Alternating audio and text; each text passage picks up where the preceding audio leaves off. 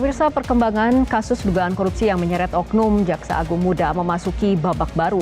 Setelah ditetapkan sebagai tersangka dalam 3 perkara korupsi, perhatian publik ini tertuju pada satu hal, mampukah proses hukum berjalan secara profesional, transparan, dan menghadirkan kepastian hukum bagi semua pihak. Bersama saya Fitri Megantara, inilah Top Issue mengusut peran Febri di 3 kasus korupsi besar.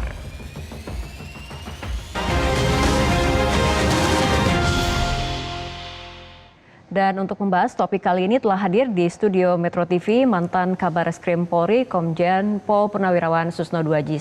Pak Susno, terima kasih telah hadir bersama kami di studio Metro TV.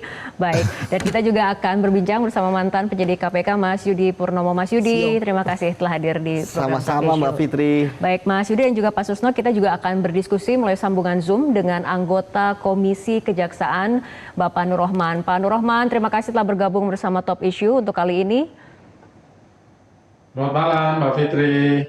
Baik, dan pemirsa kita sudah juga coba menghubungi Komisi 3 DPR RI namun belum bisa bergabung pada diskusi untuk kali ini. Dan sebelum membahas lebih lanjut kita akan simak terlebih dahulu informasi berikut ini.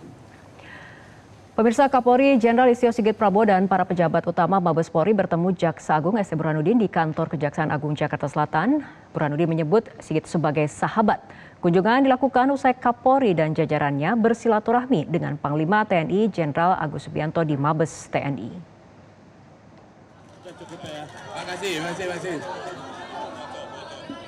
Jaksa Agung Burhanuddin mengatakan kedatangan Kapolri Listio Sigit dan jajaran Polri bukan hal baru. Ia mengatakan tidak ada persaingan antara dua institusi penegak hukum tersebut.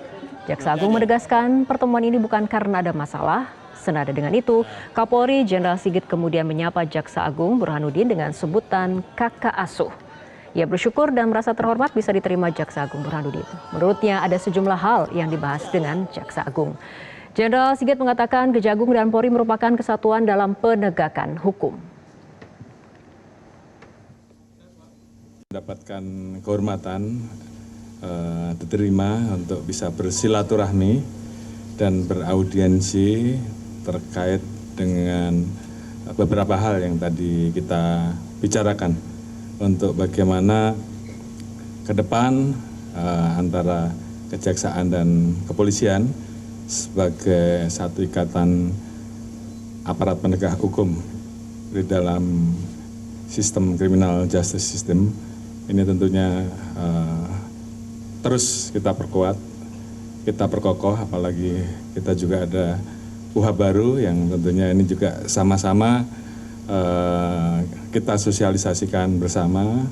Lalu-lalu kami begini, cuma memang kami tidak terbuka dengan teman-teman di sini. Kita ini satu kesatuan, tujuannya adalah memberi rasa aman di masyarakat, memberi suatu rasa adil di masyarakat. Kami mempunyai tujuan yang sama dan kami tidak bisa dipisah-pisahkan. Demikian. Sebelumnya, Kapolri Jenderal Listio Sigit Prabowo beserta jajaran pejabat utama Mabes Polri bertemu dengan Panglima TNI Jenderal Agus Subianto di Mabes TNI Cilangkap, Jakarta Timur. Kapolri disambut hangat oleh Panglima TNI, para kepala staf angkatan, dan pejabat utama Mabes TNI. Pertemuan berlangsung di Aula Gatot Subroto Mabes TNI. Dalam pertemuan tersebut, Panglima TNI didampingi oleh sejumlah pejabat, di antaranya Wakil Panglima TNI Jenderal TNI Tandio Budi Revita, Kasat Jenderal TNI Maruli Simanjuntak, Kasal Laksamana TNI Muhammad Ali, Kasal Marsikal TNI Muhammad Tony Haryono, Kasum TNI Letjen TNI Richard Tampu Bolon, beserta pejabat utama Mabes TNI lainnya. Sementara itu Kapolri didampingi oleh Wakapolri Komjen Dedi Prasetyo, Irwasum Polri Komjen Wahyu Widada, Kaba Intelkam Polri Komjen Yuda Agustawan, Kabar Eskrim Polri Komjen Syardiantono, Kalemdiklat Polri Komjen RZ Pancaputra, dan Korbrimob Polri Komjen Ramdan Hidayat dan Asta Marina Kapolri Komjen Wahyu Hadiningrat. Hadir pula Kapolda Metro Jaya Komjen Pol Asep Edi Suheri dan jajarannya.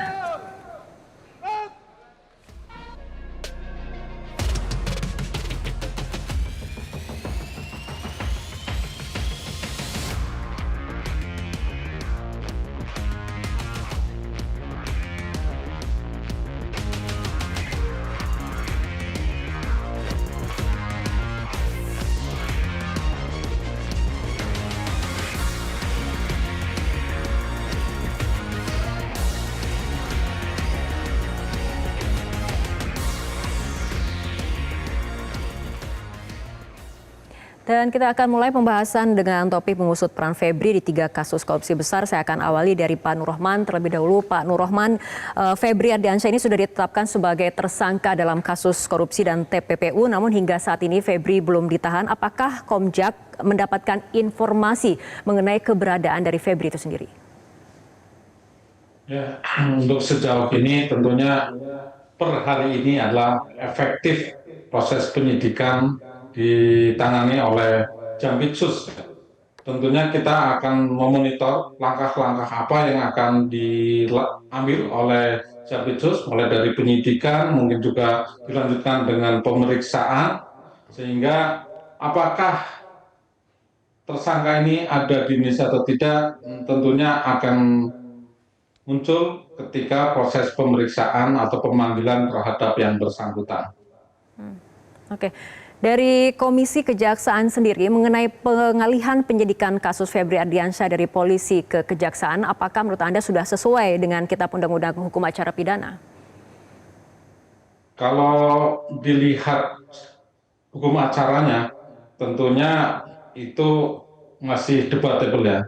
Itu yang bisa menjelaskan tentunya dari kejaksaan maupun di polisi. Apakah ini penyerahan atau pengalihan ataupun pelimpahan, itu nanti yang akan menjelaskan dari kejaksaan.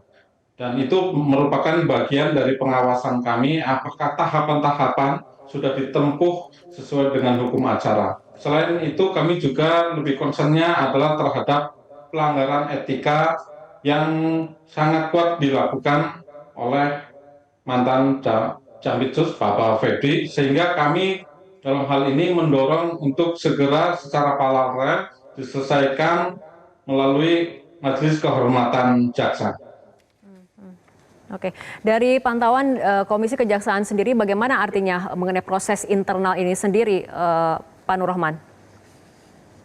Nah, ini tentunya ada tindak pidana yang sedang berproses dimulai hari ini. Tadi juga sudah menyampaikan tahapan-tahapannya sudah disampaikan, mulai dari penyidikan, kemudian juga keberadaannya dari Kapus Penkum tadi menyatakan bahwa yang bersangkutan termonitor di Indonesia, dan dari penyidik di Kejaksaan juga memastikan bahwa yang bersangkutan tidak bepergian ke luar negeri dengan menerbitkan terbitnya surat pencegahan ke luar negeri.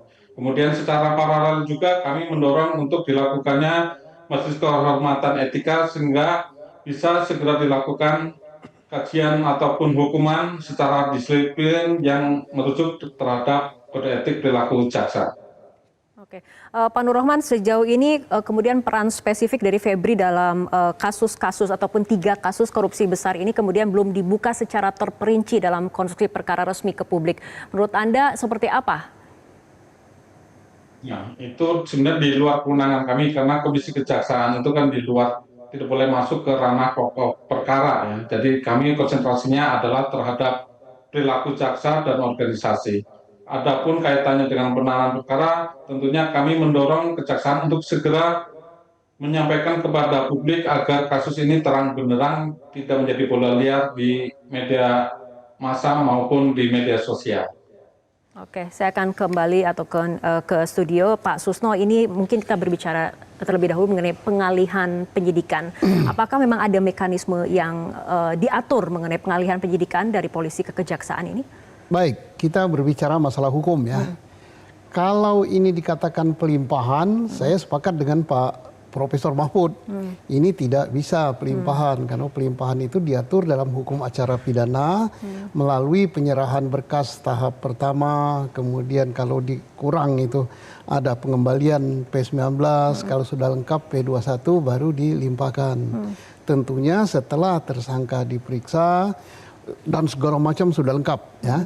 Nah, tetapi ini timbul pertanyaan, ini apa namanya? Nah, ini apa namanya? Bukan pelimpahan perkara namanya, yaitu take over ya, atau penyerahan diserahkan, silakan disidik gitu. Nah, jadi artinya penyidikan kalau kita katakan diambil alih, ini juga tidak tepat. Kalau diambil alih itu ada di dalam aturan untuk KPK. Nah, ini hal yang serupa biasa dilakukan oleh penyidik Polri, yaitu misalnya Seseorang yang diduga melakukan tindak pidana, kemudian disidik, ternyata dalam penyidikan berkembang bahwa yang bersangkutan tidak tunduk pada peradilan sipil, maka oleh Polri penyidikannya dialihkan. Nah ini sama dengan ini ngarahnya kepada dialihkan, dialihkan kepada kejaksaan, karena jaksa itu juga penyidik. Selain penuntut, dia adalah penyidik untuk tindak pidana korupsi dan tindak pidana pencucian uang. Jadi saya kira no problem, yang penting tujuannya benar. Dan tadi kita dengar bahwa Jaksa Agung dan Kapolri telah menyatakan sepakat untuk menyidik perkara ini dengan profesional. Nah, kalau profesional itu artinya sesuai dengan hukum, kemudian transparan, akuntabel, dan lain-lain sebagainya. Nah, inilah kita harap ketransparanan dalam melakukan penyidikan ini, sehingga publik, media, dan sebagainya, kemudian civil society bisa mengikuti perkara ini dengan sebaik-baiknya, dan bisa diselesaikan sesuai dengan ketentuan hukum yang berlaku. Oke, Mas Yudi, pandangannya? Ya, kalau bagi saya tidak jadi masalah ya. Siapapun yang menangani kasus ini, yang penting kan kasus korupsi ini terbongkar. Ya, siapa yang menjadi intellectual leader, ya, siapa yang menjadi eksekutor, termasuk pertanyaan-pertanyaan publik ya terkait dengan siapa pemilik uang dan batangan emas hampir setengah triliun dan 74 kilo ini. Kemudian siapa yang harus bertanggung jawab terhadap kasus ini ya. Sampai saat ini kan sudah ada 2 tersangka ya. Tentu bagi saya 2 tersangka ini masih terlalu sedikit gitu ya. Pasti ada tersangka-tersangka lain. Kemudian juga terkait dengan kasus 3 kasus ini kan ada kasus yang terkait dengan merugikan keuangan negara, pemerasan, gratifikasi dan lain sebagainya. Mulai dari kasus yang suplai batu bara, kemudian Asabri ya hingga Krakatau Steel. Nah, jadi menurut saya ketika kemudian teman-teman kejaksaan yang menangani penyidikannya, saya pikir ini sudah ada komunikasi lah ya di antara penyidik Polri dan penyidik kejaksaan ya. Dan kemudian teman-teman di kepolisian juga, mereka kan juga tidak memberikan cek kosong kepada penyidik kejaksaan. Ya, mereka sudah mentersangkakan 2 orang. Artinya tidak boleh kurang dari ini. Ini udah level standarnya, ya kan? Ini garis tegasnya. Dan saya pikir teman-teman kejaksaan pun juga sudah mempelajari berkas, dan tadi Bang Nur Rahman mengatakan hari ini argo dimulai. Saya yakin bahwa kepercayaan dari Polri, kemudian mereka juga tentu melihat bagaimana masyarakat juga terhadap kasus ini kan jadi viral di mana-mana, ya kan? Kemudian pasti akan menuntaskan kasus ini. Apalagi tadi sudah ada pertemuan Pak Kapolri, Pak Jaksa Agung, ya dengan yang lainnya dan suasana yang akrab dan sebagainya. Saya pikir sudah tidak ada lagi halangan bahwa saya yakin bahwa kasus ini akan selesai. Seperti itu, dan tadi selesainya bukan hanya di 2 orang yang sudah jadi tersangka, gitu ya, tetapi juga tersangka-tersangka berikutnya, apakah dia ke atas, apakah dia ke samping, apakah dia ke bawah. Semua harus dimintai pertanggungjawaban pidananya. Nah, dari Komisi Kejaksaan sendiri, Pak Nur Rahman, bagaimana kemudian mengawal agar penanganan perkara ini, karena kemudian memang sudah mendapatkan perhatian publik yang sangat besar, memang dilakukan secara transparan, profesional seperti itu, karena kan sejauh ini penetapan tersangka memang baru 2 orang. Apakah mungkin ada kemungkinan pengembangan tersangka dari pantauan ataupun pengawasan dari Komisi Kejaksaan seperti apa? Sesuai dengan tugas kewenangan kami telah membentuk tim khusus untuk melakukan monitoring maupun pengawasan terhadap perkara ini. Kami juga sudah melakukan koordinasi langsung, dalam hal ini Ketua Komjak berkoordinasi bertemu langsung dengan Bapak Jaksa Agung untuk meminta penjelasan terhadap penanganan perkara ini. Tentunya kami juga meminta garansi bahwa perkara ini bisa setuntas-tuntasnya, tentunya dengan perkara-perkara yang lebih baik lagi dan bisa dipertanggungjawabkan kepada publik.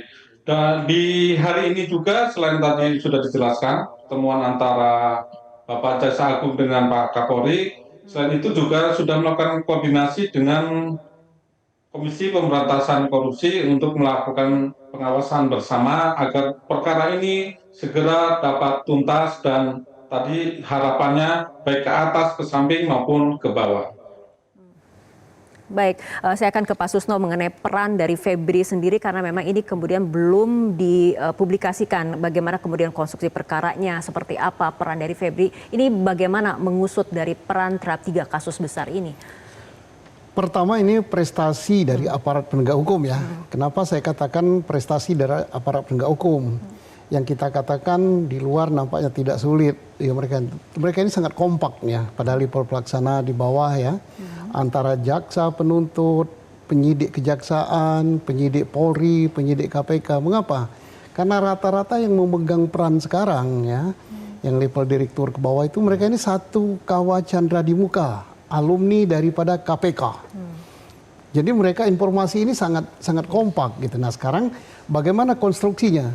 Konstruksinya sudah mereka bangun sebelum mereka melakukan tindakan upaya paksa penggeledahan dan penyitaan itu upaya paksa. Sebelum upaya paksa dilakukan tentunya pengumpulan informasi dalam tahap penyelidikan. Nah konstruksinya apa? Konstruksinya mereka ini teorinya makan bubur panas, dimulai dari pinggir yaitu menemukan barang bukti yang itu barang bukti itu berasal dari tindak pidana kejahatan, disimpan atau dirubah bentuk atau disembunyikan atau disamarkan, itu pencucian uang. Jadi dari kasus pencucian uang dulu mereka masuk. Nah, tindak pidana awalnya apa? Sudah diumumkan oleh Polri. Di situ ada tindak pidana untuk perkara batu bara ya, PLN batu bara, kemudian Asabri dan Krakatau Steel. Nah, ini jelas arahnya ke korupsi.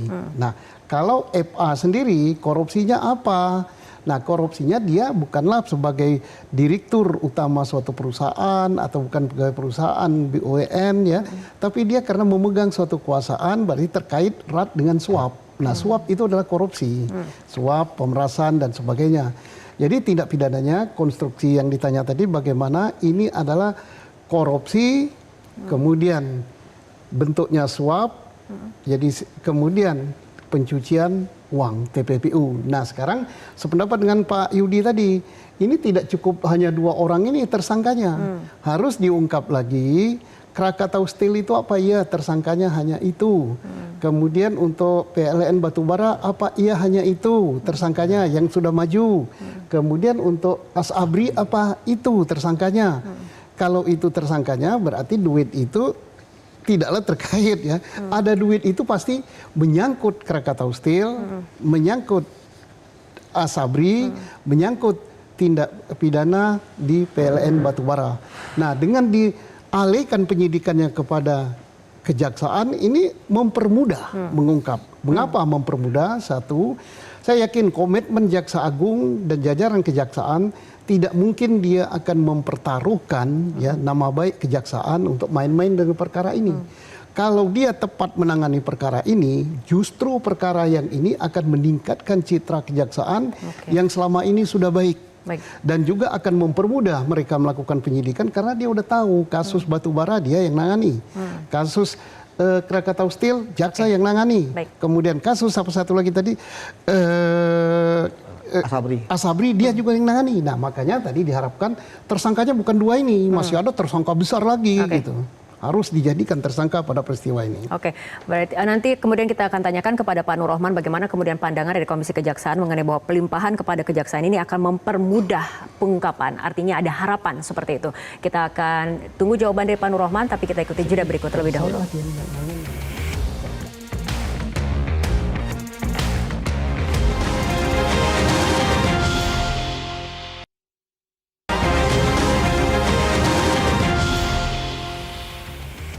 Pemirsa, perbincangan kembali kami lanjutkan. Pak Nur Rohman, tadi kemudian Pak Susno sudah mengatakan bahwa pelimpahan penyidikan kepada kejaksaan harapannya akan mempermudah pengungkapan dari kasus ini. Tanggapannya?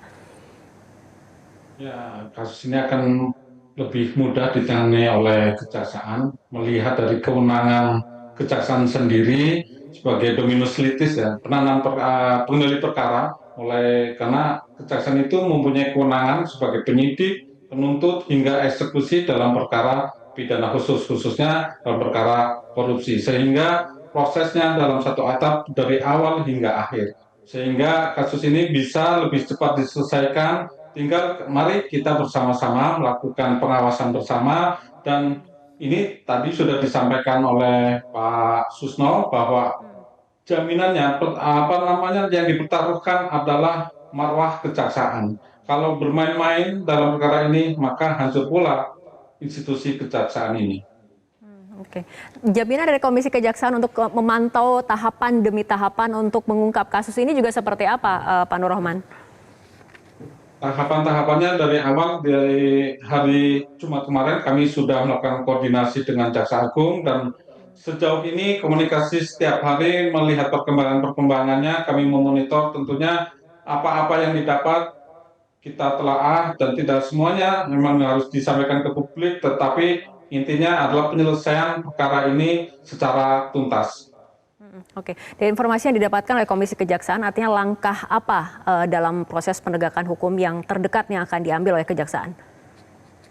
Tentunya tahapan-tahapan mulai dari pemeriksaan saksi maupun tersangka itu sudah on progress dan terjadwal.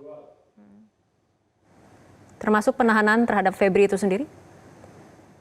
Kaitannya dengan penahanan itu bukan sebuah kewajiban, tetapi adalah kewenangan dari jaksa penyidik. Nanti akan dilihat sejauh mana urgensinya terhadap penahanan, karena memang nantinya apakah yang bersangkutan kooperatif ataukah ada ketakutan menghilangkan barang bukti ataupun lari ke luar negeri, itu yang akan jadi pertimbangan dari jaksa penyidik. Oke, baik. Mas Yudi, urgensi soal penahanan? Ya, jadi begini, kepolisian ini kan sudah melakukan penahanan terhadap tersangka yang lain. Artinya di sini sudah ada pesan tegas ya bahwa yang ini sudah ditahan. Maka tentu yang satu lagi itu penahanannya tentu akan dilakukan oleh kejaksaan. Mengapa terjadi seperti ini? Saya katakan bahwa polisi tidak ingin memberikan cek kosong. Itu yang pertama. Kemudian yang kedua, ya ketika kemudian jaksa yang melakukan penyidikan, ya artinya tentu harus membangun kepercayaan dari masyarakat. Ya, nah salah satu kepercayaan masyarakat adalah segera melakukan pemeriksaan, tampilkan ke publik, ya kan? Karena publik kan mencari-cari nih, sehingga banyak isu lah, umroh lah dan sebagainya, walaupun dibantah karena kan sudah dicekal juga, gitu kan. Tetapi kemudian ketika tidak dilakukan penahanan, itu pasti akan banyak pertanyaan lagi. Jadi menurut saya tim yang dibentuk, dan saya tadi mendengarkan timnya independen ya, artinya yang tidak terpengaruh dengan jabatan Pak Febri sebelumnya atau pernah menjadi anggotanya, anak buahnya dan sebagainya. Artinya orang-orang yang tidak terpengaruh. Nah, saat tindakan mereka yang pertama kali bisa dipercaya oleh masyarakat, penyidikan ini akan on the right track ya, di jalur yang benar adalah ketika melakukan penahanan. Seperti itu dari sisi penahanan administratif yang memberikan kepercayaan ya. Tetapi sebenarnya saya ingin melihat yang lebih besar lagi terkait dengan begitu banyaknya uang itu. Begitu banyaknya emas tersebut yang kalau kita lihat kopernya berbeda-beda. Kalau kita lihat berangkasnya pun berbeda-beda. Kita lihat mata uangnya pun berbeda-beda. Bahkan di mata uang itu yang berbeda, ada yang dibungkus ya hingga tidak terlihat dengan tas coklat, ada yang tidak. Saya menduga berdasarkan pengalaman saya bahwa uang itu banyak sumber. Ya, walaupun ketika konferensi pers ya Pak Febri mengatakan alibi bahwa ada pemiliknya, ada bisa dipertanggungjawabkan gitu kan, kemudian ada aktivitasnya, tapi kan itu alibi. Penyidik harus benar-benar bisa membuktikan ya terkait dengan dari mana uang tersebut ada. Kan uang tersebut enggak tiba-tiba datang ke tempat tersebut kan, gitu kan, jalan kaki sendiri gitu, enggak, pasti ada yang mengantarkan. Ya kan. Apa saja yang bisa diungkap dengan penelusuran dari barang bukti yang sudah diamankan? Kita lihat bisa dari hulu ke hilir atau hilir ke hulu.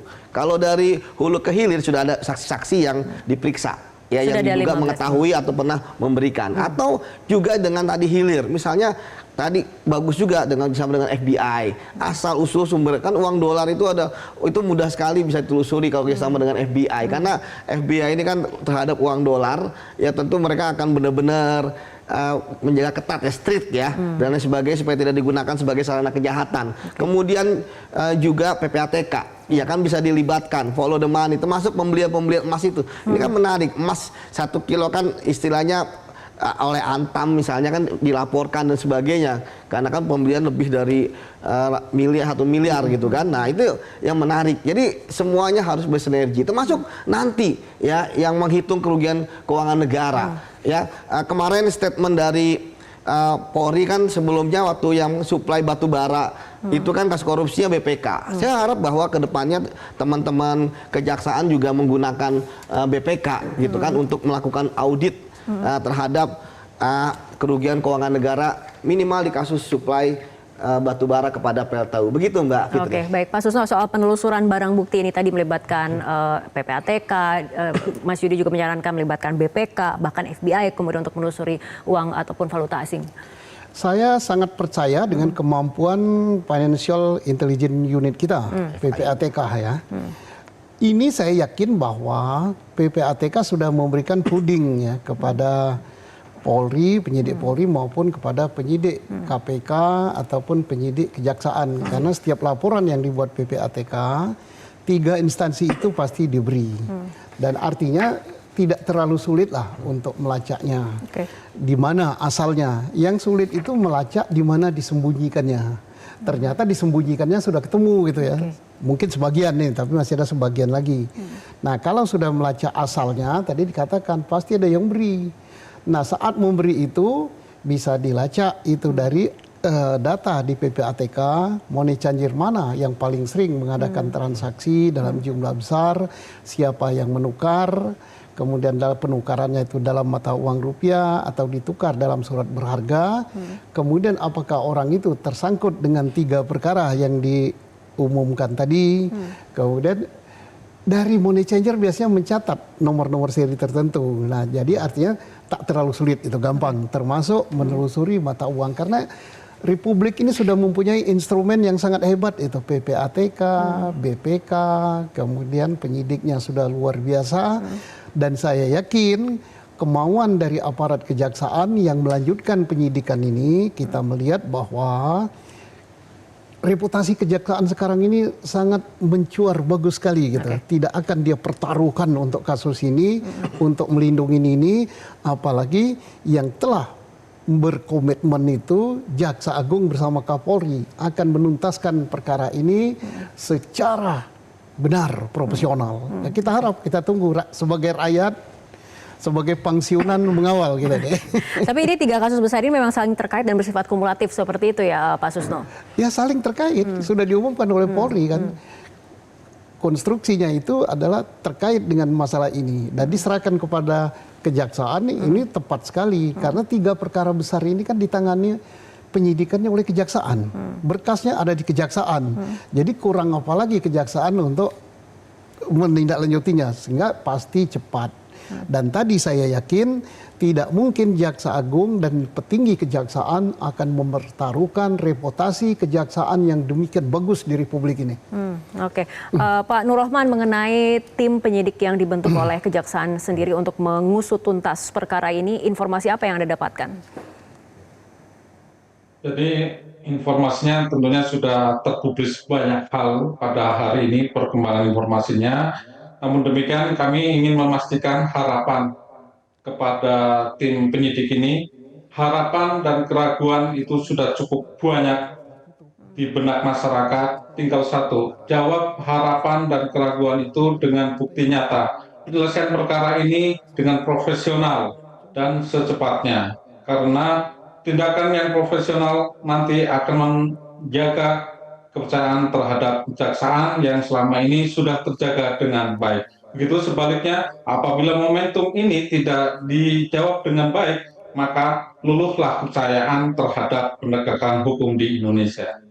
Baik, Pak Nur Rohman, terima kasih telah bergabung bersama kami dalam Top Issue untuk kali ini. Dan pemirsa, tetaplah bersama kami, perbincangan akan kembali kami lanjutkan usai jeda.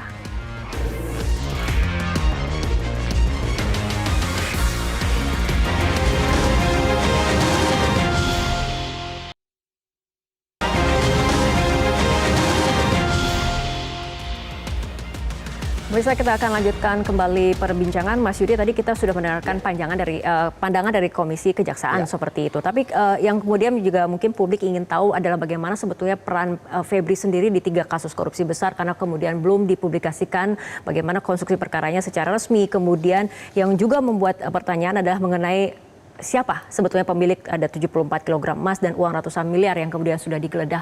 Ini transparansi seperti ini artinya langkah yang harus dilakukan penyidik selanjutnya seperti apa? Apalagi kita berbicara mengenai kepercayaan publik.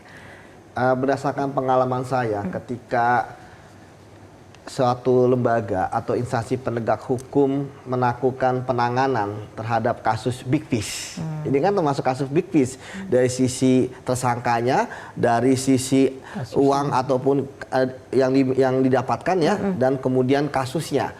Di situ kuncinya adalah transparansi dan akuntabilitas.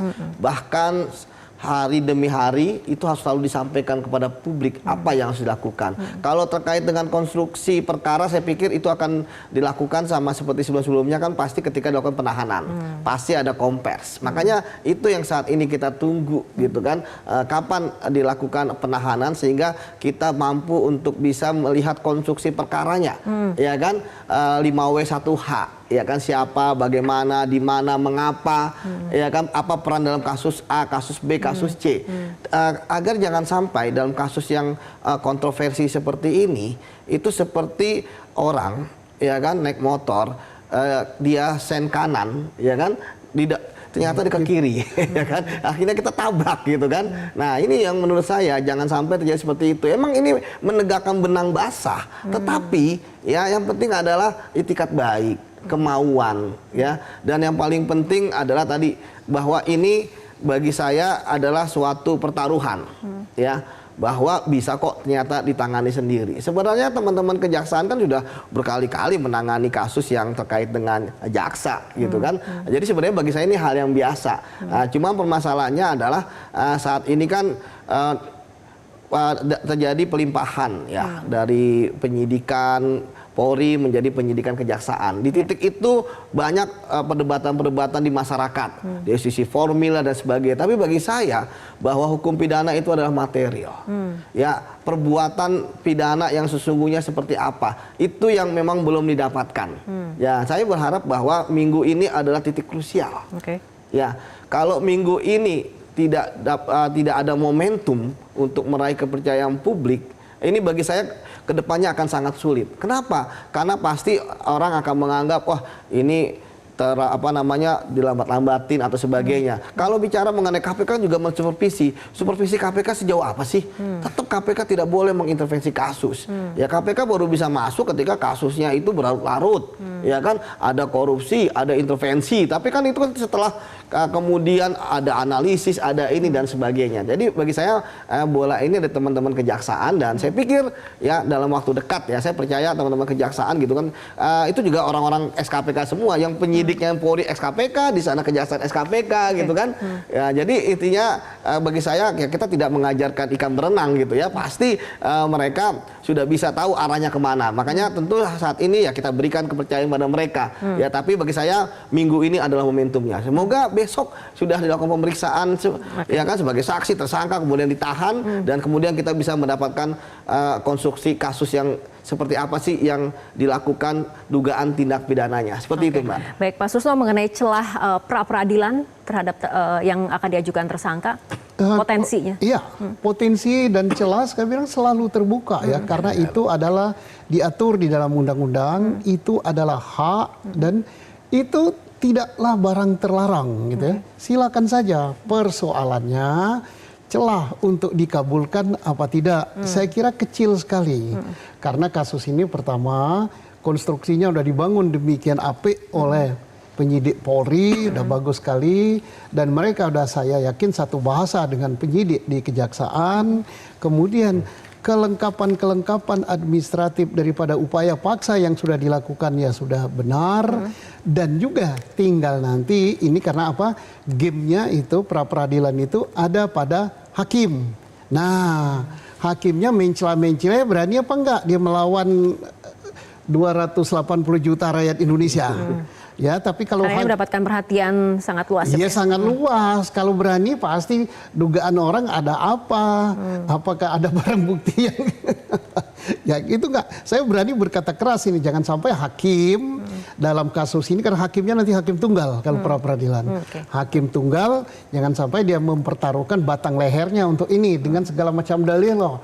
Wah begini loh, wah kurang inilah, kurang itulah, lah, titik bengek lah, itu namanya keterlaluan kalau hakim berani ngabulkan. Oke. Dari DPR sendiri akan membentuk panja untuk memantau penanganan perkara ini. Bagaimana pandangannya Pak Susno? Kalau pemantauan ya bagus dipantau, tapi dia tidak boleh intervensi.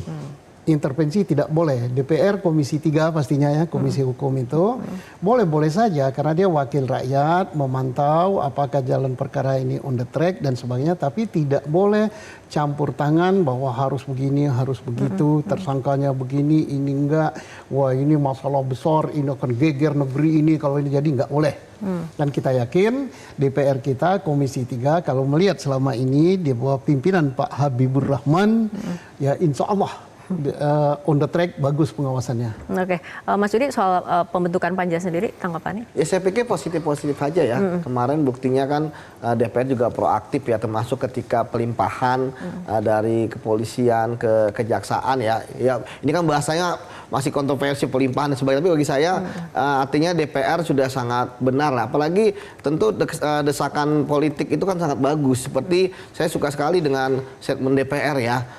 Yang mulai berani, yang mengatakan masih ada bunker, hukuman yang berat, ya kan? Tapi saya pikir itu ada dorongan yang sangat bagus gitu ya, untuk kemudian kedepannya ya penanganan ini tentu akan sangat transparan dan akuntabel ya, karena DPR pun juga mengawasi. Kita tahu DPR dan penegak hukum kan, DPR mempunyai kewenangan untuk RDP lah, ya kan, mempertanyakan dan lain sebagainya, seperti itu Mbak. Oke, baik Pak Susno dan juga Mas Yudi, kita akan lanjutkan kembali perbincangan, tapi kita ikuti jeda berikut terlebih dahulu.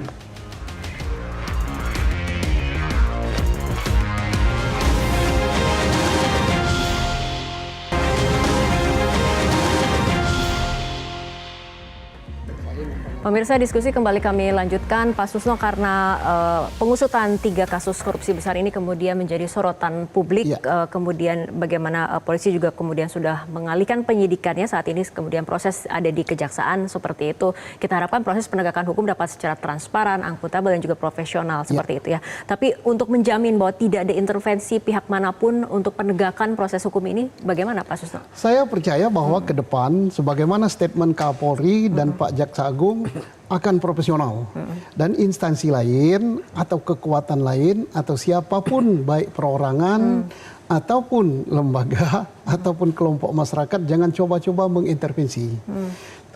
Contoh saja, kemarin kan sudah demikian masuk di media sosial, karena ada kelompok yang diduga mengintervensi, mau mengambil barang bukti dan mengambil saksi kan.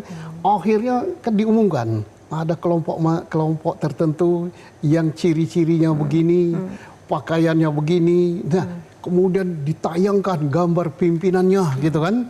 Itu luar biasa itu. Kalau institusi atau ada kelompok masyarakat yang mau mengintervensi ini, ya coba-coba aja. Pasti masyarakat akan menayangkannya di media sosial, akan tersebar di seluruh dunia maya, mungkin sampai ke bulan ya. Sekarang aja kan luar biasa itu pertanyaan tentang itu. Sampai jubirnya pun sulit menjawabnya gimana gitu. Harus berkelek gini nggak bisa. Dan saya kira kita jangan mempertaruhkan suatu institusi untuk mencampuri perkara-perkara yang terkait dengan penegakan hukum. Oke, Mas Yudi, Anda kan sebagai mantan penyidik, ketika kemudian menangani kasus besar dan mendapatkan atensi dari publik, itu menghindari agar kemudian tidak ada intervensi dalam proses yang dilakukan oleh penyidik seperti apa? Ya tentu kan penyidik akan mencari bukti itu yang pertama. Kemudian yang kedua, di sini butuhnya kekompakan dari penyidik. Bahwa mereka harus solid, yang mereka cari adalah tindak pidana, yang mereka cari adalah memperkuat bukti, yang mereka cari adalah mengembangkan perkara. Sehingga ketika nanti gelar perkara dan sebagainya, mereka benar-benar sudah utuh konstruksi perkaranya. Nah, sehingga ketika diajukan siapa nama yang bertanggung jawab, siapapun itu, ya itu pimpinan sudah tidak bisa lagi mengelak. Sudah tidak bisa lagi misalnya jangan dong atau nanti dulu, sudah nggak bisa gitu. Karena kita bicara sekarang Mbak, kasus yang ramai ini kan bukan hanya masyarakat yang memperhatikan, tetapi juga para orang-orang yang menyerahkan uang ini atau yang memiliki uang ini itu juga kejut-kejut gitu kan. Bisa nggak nyenyak tidur mereka, ya kan? Karena cepat atau lambat pasti akan diperiksa. Cepat atau lambat istilahnya ketika mungkin mereka menyerahkannya secara diam-diam, mereka menyerahkannya tanpa ketahuan orang, mereka menyerahkannya sudah di layering dari bentuk rupiah ke bentuk mata uang asing, bahkan dibungkus rapi seperti itu. Pasti ketahuan. Ini kan duit, ya kan? Duit itu. Dan bagi penyidik tidak sulit untuk kemudian mengusut tuntas nggak sulit. siapa yang menyerahkan. Siap. Itu nggak akan sulit gitu kan. Nah makanya tadi saya katakan dengan penyidik-penyidik yang berpengalaman, yang sudah menangani banyak kasus korupsi, baik yang dulu pernah berpengalaman di KPK ataupun di Kejaksaan, saya pikir kalau kedepannya ya kalau kita beri kepercayaan ya pasti ini akan tuntas. Termasuk tadi intelektual dadernya, ya kan? Apakah memang hanya sampai Jampitsus gitu kan, atau ada orang lain yang lebih kuasa, atau orang lain yang kemudian di luar kejaksaan, ya itu bisa juga. Semua bisa terjadi, tapi yang penting adalah pembuktian di alat bukti memang harus kuat untuk kasus yang kontroversi ini seperti itu. Sebab nggak ada celah pun, Mbak ya, pasti dicari celah. Apalagi ada celah seperti itu. Nah, pembuktian yang kuat sendiri dalam kasus ini menurut Anda bagaimana? Keterangan saksi, ya kan, dokumen, kemudian tadi data-data rekening perbankan, pembelian, pokoknya banyak lah Mbak. Yang bisa dilakukan barang bukti elektronik. Kemarin, ini harus juga menjadi contoh, gerak cepat Polri ke 13 titik, itu kan membuktikan bahwa efek kejut itu luar biasa. Ya, makanya ini juga sebenarnya harus ditiru gitu kan, sama teman-teman jaksa bahwa mereka harus gerak cepat juga. Sehingga ketika ada gerak cepat, ya kan, orang lain di luar sana yang mencoba intervensi atau apapun sebagainya, itu akan memutar otaknya 2 kali untuk istilahnya main-main di dalam upaya intervensi kasus ini. Pak Susno, nah mengenai pembuktian agar kemudian perkara ini bisa kuat nanti dibawa ke persidangan seperti apa? Ya pertama Polri sudah pasti minimal Polri sudah mendapatkan 2 alat bukti. Kita belum diumumkan oleh Polri. Mengapa saya hakul yakin sudah 2 alat bukti? Karena Polri sudah meningkatkan ini menjadi penyidikan. Upaya penggeledahan, upaya pasca penyitaan itu sudah masuk tahap penyidikan. Untuk masuk tahap penyidikan itu sudah minimal 2 alat bukti, ditambah lagi dengan penetapan tersangka. Nah, saya yakin minimal sudah 2 alat bukti dan bisa lebih dari itu. Nah, tinggal menambah nanti keterangan saksi, ya, ahli, kemudian ahlinya bisa dari BPK, bisa dari PPATK, bisa juga keterangan surat gitu. Itu tidak sulit itu, tinggal melengkapi saja. Nah, dan termasuk untuk mengembangkan tersangka, ya, tersangkanya dari siapa duit ini, siapa yang punya duit ini, dan perlu juga dilacak. Ada kata-kata yang terucap oleh Pak FA, ya, ada pemiliknya. Nah, itu kode itu, memberikan wangsit bahwa bagi yang mungkin saja ini duit ini sebagian titipan si A si B gitu, ada disimpan di situ. Bisa saja dia katakan saya punya brankas yang bagus, saya punya safe house yang bagus, titipkan saya aja. Ya tapi tidak berarti semuanya itu milik orang tertentu itu, ya. Mungkin sebagian milik orang tertentu, yang lainnya milik FA. Baik, Mas Yudi, artinya penyidik kejaksaan harus membuka ruang koordinasi dengan lembaga-lembaga lain untuk menelusuri aset seperti itu. Apalagi tadi dikatakan oleh Pak Susno ada petunjuk yang disebutkan oleh Febri pada saat itu bahwa ada pemiliknya aset-aset yang kemudian disita. Betul, tentu kerjasama pertama dengan penyidik Polri ya, yang sudah membangun kasus atau case building ini dari awal ya, sehingga konstruksinya itu akan segera cepat diserap ya oleh teman-teman penyidik kejaksaan. Karena teman penyidik kejaksaan kan baru mempelajari ini 1 hari 2 hari ini gitu ya. Tapi dengan ada bantuan dari teman-teman penyidik Polri, ya kan, itu tentu akan makin mempercepat, memberikan petunjuk arahnya kemana. Ya kan, tentu arah yang benar seperti itu. Butuh waktu berapa lama bagi penyidik untuk bisa menelusuri, terutama dari barang bukti yang disita? Ya tentu berbeda-beda ya tiap kasus ya. Tapi menurut saya kalau kasus ini sudah sampai ada tersangkanya di Polri, yang kita tahu bahwa dalam KUHP itu tersangka itu adalah hampir di akhir penyidikan. Saya pikir seharusnya tidak lama lagi ini akan terbongkar semuanya seterang-terangnya, sejelas-jelasnya, ya kan, siapa yang bertanggung jawab. Terus saya katakan yang bertanggung jawab siapapun itu ya harus dimintai pertanggungjawabannya ya secara pidana tentu saja. Oke, mengenai dugaan ataupun kekhawatiran ini bisa dilokalisir perkaranya, Mas Yudi? Ya, kalau saya sih tidak khawatir ya. Saya percaya teman-teman kejaksaan ya pasti akan tegak lurus ya dengan kebenaran, dengan keadilan gitu kan. Tadi artinya mereka pun juga punya kompetensi, mumpuni gitu kan. Apalagi kan ini salah satu mereka kenapa jadi penyidik dalam kasus ini kan tentu ingin perbaiki nama instansi gitu kan. Artinya semangatnya ataupun girohnya untuk kemudian membongkar kasus ini pasti ada. Oke, baik. Pak Susno, terakhir ini closing statement juga dari Pak Susno. Ini artinya untuk next langkah yang harus dilakukan jika memang kemudian ini ingin dibuka secara tuntas, penyelidikan ataupun penyidikannya juga bisa kemudian dipercaya oleh publik bahwa ini transparan, akuntabel, dan juga profesional, seperti apa? Baik, pertama saya menyambung, saya yakin ini kejaksaan tidak mungkin akan mempertaruhkan marwahnya. Kedua, kejaksaan akan menggunakan kesempatan ini sebaik-baiknya untuk meningkatkan reputasinya yang sudah baik. Yang ketiga, menyidik kasus ini kejaksaan tidak terlalu sulit karena saya yakin ini sejak penyidik Polri mengadakan upaya paksa yang terbuka ini sudah ada koordinasi yang bagus antara penyidik Polri dengan penyidik kejaksaan yang kita tidak tahu karena mereka ini sama-sama pernah bekerja sama di KPK. Saya kira mereka sudah tahu ini umpan itu sudah feedback ya. Saya positive thinking aja ini. Positive thinking bahwa penyidik kejaksaan sudah tahu arahnya. Dari mana umpannya? Dari penyidik Polri dan penyidik KPK. Karena mereka sudah membangun kerjasama yang bagus. Oke, terakhir sebagai closing statement saya sangat percaya dengan kejaksaan setelah statement dari Pak Jaksa Agung dan Pak Kapolri akan menangani perkara ini berakhir secara profesional. Artinya tuntas, tas. Oke, baik. Pak Susno dan juga Mas Yudi, terima kasih telah berbincang bersama kami dan berdiskusi dalam Top Issue. Pemirsa, penegakan hukum bukan hanya tentang menetapkan siapa yang bersalah, tetapi juga memastikan setiap proses berjalan adil, transparan, dan dapat dipertanggungjawabkan. Ketika hukum ditegakkan dengan integritas, kepercayaan publik akan tumbuh. Karena pada akhirnya keadilan bukan sekedar tujuan, melainkan jalan untuk menjaga marwah negara. Saya Fitri Medantara, terima kasih, sampai jumpa.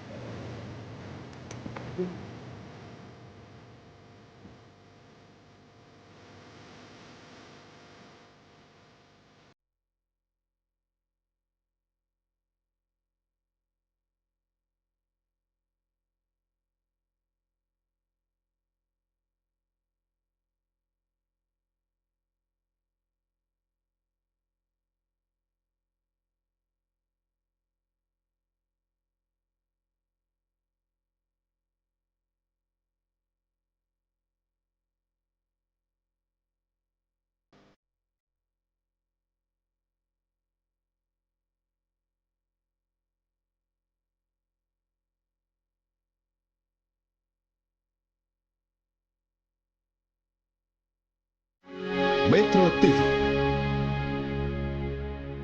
Jelajahi cara baru mendapatkan informasi. Download Metro TV Extend sekarang.